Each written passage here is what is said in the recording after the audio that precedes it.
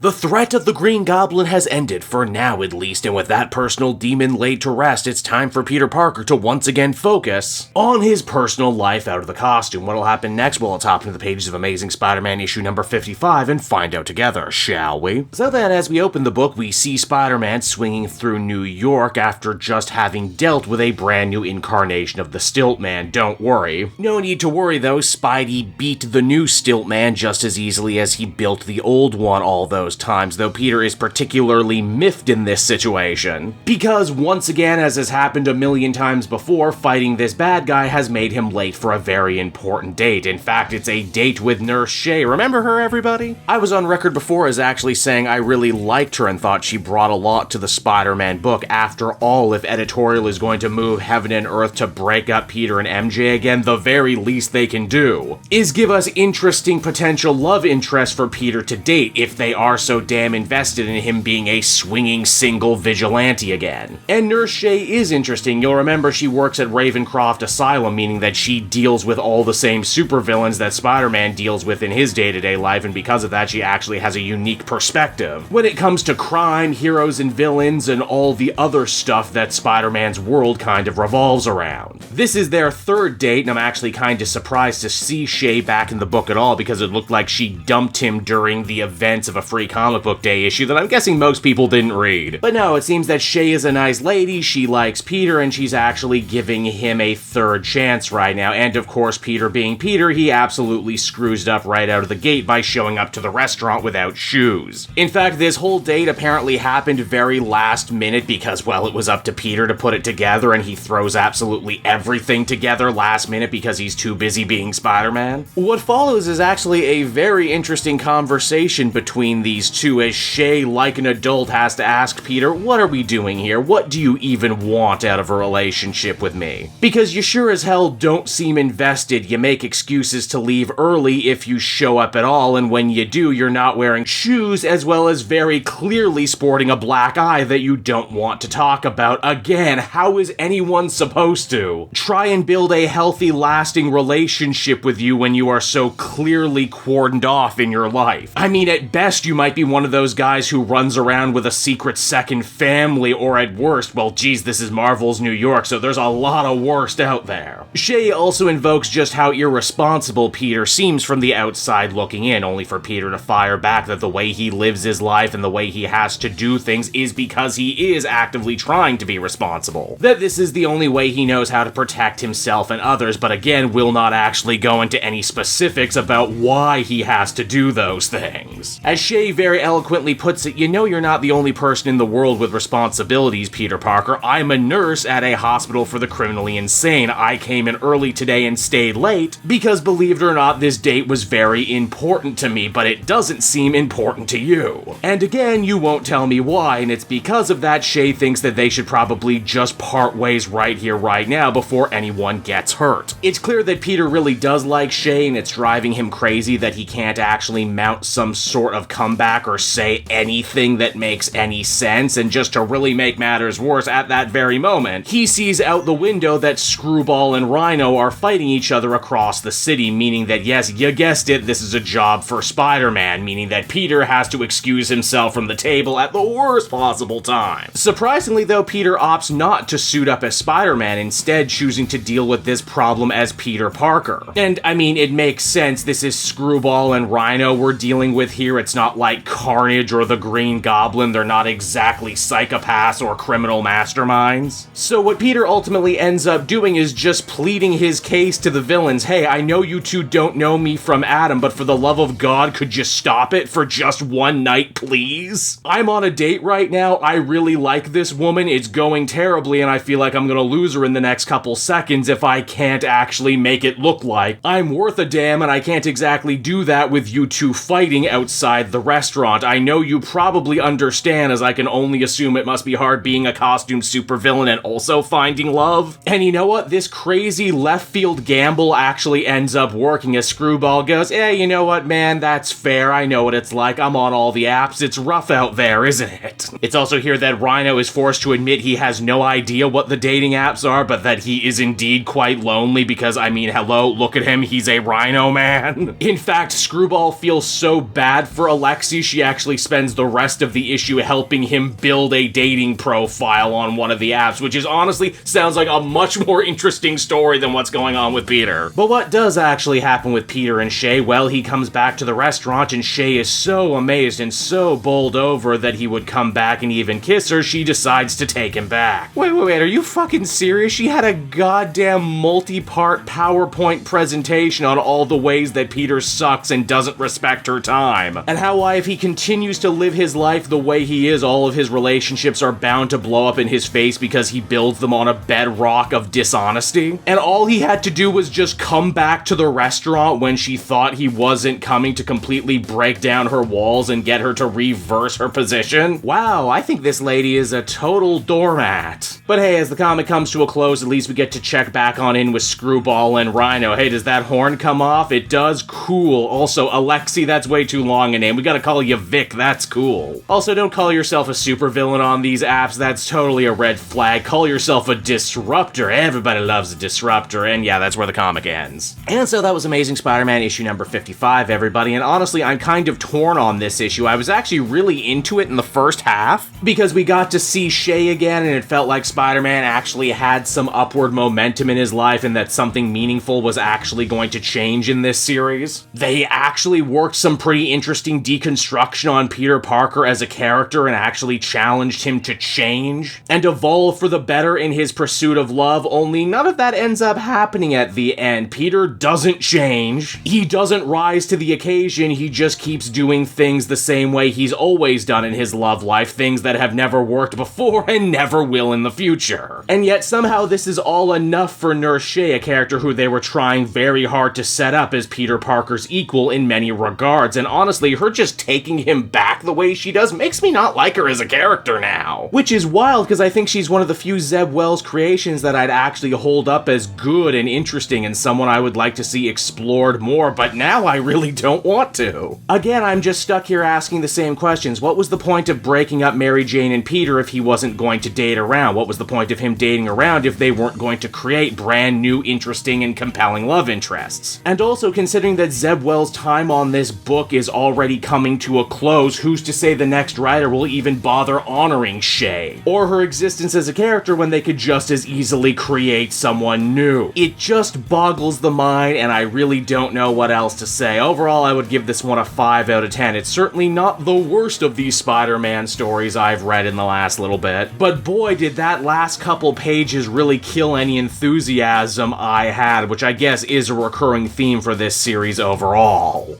Hey there everyone, it's your pal Cape Joel again, and if you're seeing my face right now, that means you watched to the end of the video, and I'll always be grateful for that. Retention helps in this crazy YouTube game, and so does becoming a patron. If you head on down to the description, you can find a link to my Patreon page. Recently just redid all the tiers, a lot of cool stuff offering up there, exclusive commentaries, exclusive polls, behind the scenes concept art for Capes and Quest, that's the brand new D&D show I've started soon. Never been a better time to become a patron. You can become a patron for as little as $1 a month and help the channel grow and, help me continue to deliver content like what you just saw. So I want to thank you all, and I will see you again next time. Bye-bye.